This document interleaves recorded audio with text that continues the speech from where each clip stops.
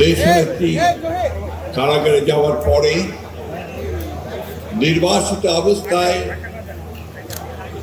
সুদূর যুক্তরাজ্য থেকে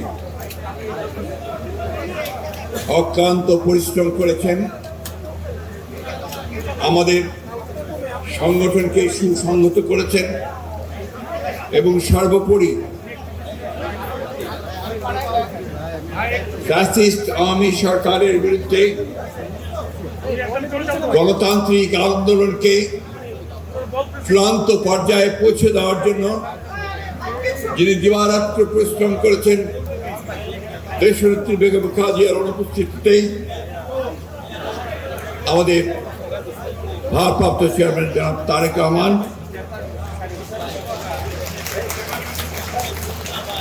জাতীয়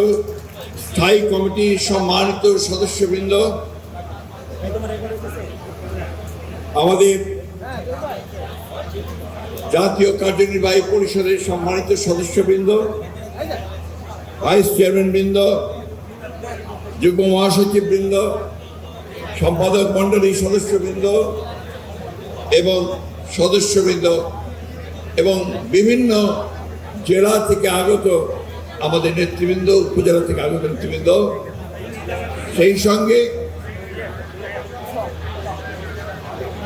আমাদের প্রধান অতিথি হিসেবে যিনি আজকে উপস্থিত থাকবেন, তিনি আমাদের সকলের অত্যন্ত প্রিয় মানুষ, যিনি আমাদের অনুপ্রেরণার কেন্দ্রবিন্দু। আপনারা জানেন যে বিগত সরকারের রোষানলে পড়ে তাকে 6 বছর মিথ্যা মামলায় সাজা দিয়ে আটক করে রাখা হয়, অসুস্থ হয়ে পড়েন এবং আজকে যিনি চিকিৎসার জন্য সুদূর বিদেশে অবস্থান করছেন, আমাদের সেই গণতন্ত্রের আপসহীন নেত্রী, যার অনুপ্রেরণায় আমরা এই গণতন্ত্রের জন্য সংগ্রাম করেছি, আমাদের সেই মহান নেত্রী দেশনেত্রী বেগম খালেদা জিয়া। প্রিয় বন্ধুগণ,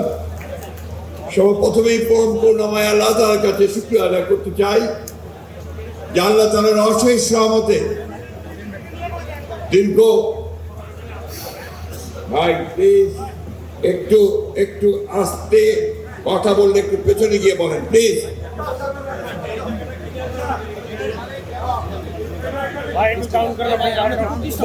আপনারা একটু সরে যান ওখান থেকে।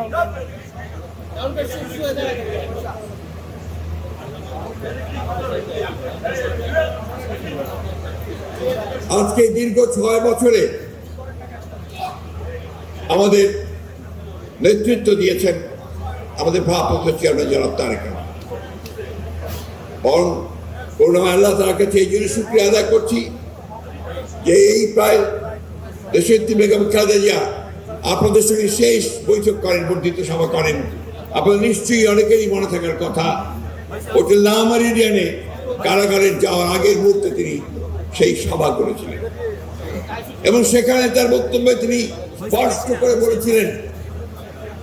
যে আমি হয়তো আপনাদের মধ্যে থাকবো না, হয়তো এই ফ্যাসিস্ট সরকারের কোপানোর পরে আমাকে কারাগারে যেতে হবে, কিন্তু আপনাদের আমি নির্দেশ দিয়ে যাচ্ছি, অনুরোধ করছি যে আপনারা গণতন্ত্রকে পুনরুদ্ধার করবার জন্য আপনাদের এই আন্দোলন আপনারা কখনো বন্ধ করবেন না। সেই নির্দেশকে সঙ্গে নিয়ে ভারপ্রাপ্ত চেয়ারম্যান জনাব তারেক রহমানের নির্দেশে আমাদের সারা দেশে অগণিত নেতা কর্মী তারা দীর্ঘ এই 15 বছর নিরন্তর সংগ্রাম চালিয়ে গেছেন। তারা প্রমাণ করেছেন যে একটি গণতান্ত্রিক দল এবং একটি আইন মেনে চলা, সংবিধান মেনে চলা রাজনৈতিক দলের উপরে যে নির্মম নির্যাতন নিপীড়ন এসেছে, তারপরেও শহীদ প্রেসিডেন্ট জিয়া রহমানের সৃষ্ট এই দল, যিনি আমাদেরকে নতুন করে পথ চলতে শিখিয়েছিলেন, মানুষকে নতুন পথের দিশা দেখিয়েছিলেন, নতুন করে গণতন্ত্রকে পুনঃপ্রতিষ্ঠিত করেছিলেন, সেই নেতা আমাদের স্বাধীনতার ঘোষক শহীদ প্রেসিডেন্ট জিয়া রহমানের তবে নির্দেশিত পথে আমরা সামনের দিকে এগিয়ে গণতন্ত্র প্রতিষ্ঠার কাজ করে চলেছি বন্ধুরা।